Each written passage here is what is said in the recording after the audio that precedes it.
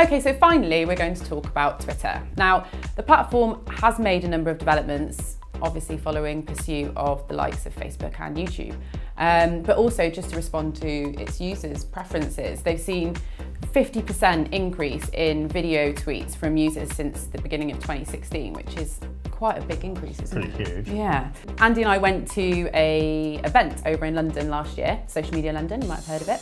Twitter was there and shared some fantastic stats with us actually, which completely blew us out of the water. And video is achieving 220,000 times more views in general, 6 times more views than photos, and 3 times more views than GIFs.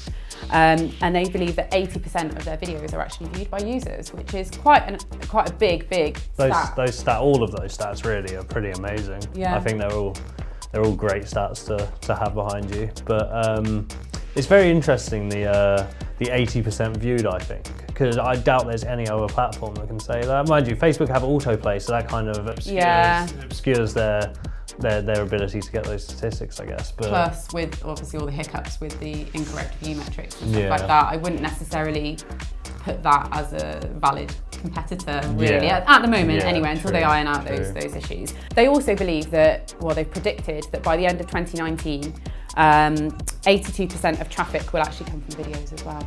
So this is again just highlighting how important it is and why video is so hot right now among brands, because it is the most effective content type at driving traffic, at driving engagement and getting people talking and interested in your brand. And Twitter definitely aren't sitting around hoping that 82% is going to be video. By the time 82% of traffic is going to be video, it's not like they're sitting around. They are pushing video first. Everything on Twitter is becoming about video, really. Definitely, and even down to little things like I'm getting emails every day from Twitter just saying, have you considered this with your video campaigns, or have you tried this new feature with your video campaigns? So they really are driving home that message with video.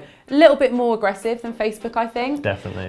But whatever works for the platform. I mean, they've essentially flatlined now, so they've had quite a lot of problems with their revenue. Let's hope that this development and their continued development in video helps them to grow their revenue and also grow their user base, because they need a way to attract their users, don't they? Yeah, it's very much plateaued since 2015, hasn't it? Yeah, definitely. So, I mean, they've integrated all their live content into the platform, which is a good way to start getting people on board. They've scrapped Vine, RIP. We did love a Vine whiteboard, didn't we?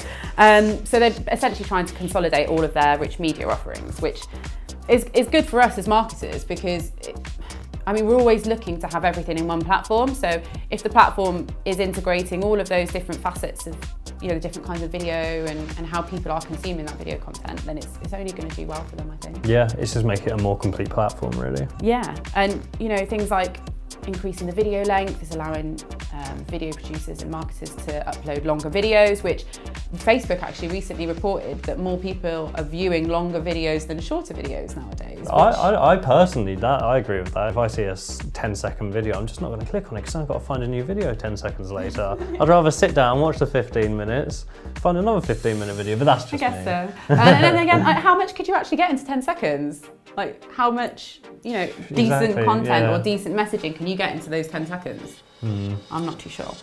But a big thing, I think, for Twitter, for them last year, was that they have moved into the live streaming of sport. Initially, this partnership was formed with the NFL, where they've agreed to stream all of their Thursday night matches. So it's going to be a global streaming. So it's access to that content, which NFL has actually grown quite a lot in popularity in the UK recently. So I think this will go down really, really well. And they're also talking with people like Major League Baseball and stuff like that, which is a bit controversial because Facebook is too.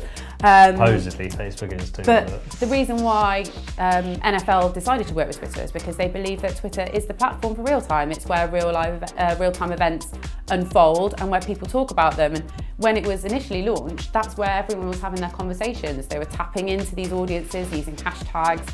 They were looking at Twitter moments. They were looking at all of these different things around key events, and that was the real-time go-to essentially, wasn't it? I think it's a very safe bet as well. If you've managed to build a real-time text-based update kind of platform like Twitter have, it's going to work with video. There's no reason it wouldn't. And I think it's very telling from more recently, they had Trump's first speech to a joint Congress was streamed. It was the PBS NewsHour footage was being streamed straight to Twitter, and they use this kind of launch their new feature, which is top commentary. So say you're watching that stream, just right of it, there's 2 columns. One's top commentary, which pulls in tweets from, in this case, journalists, relevant journalists and lawmakers and things like that.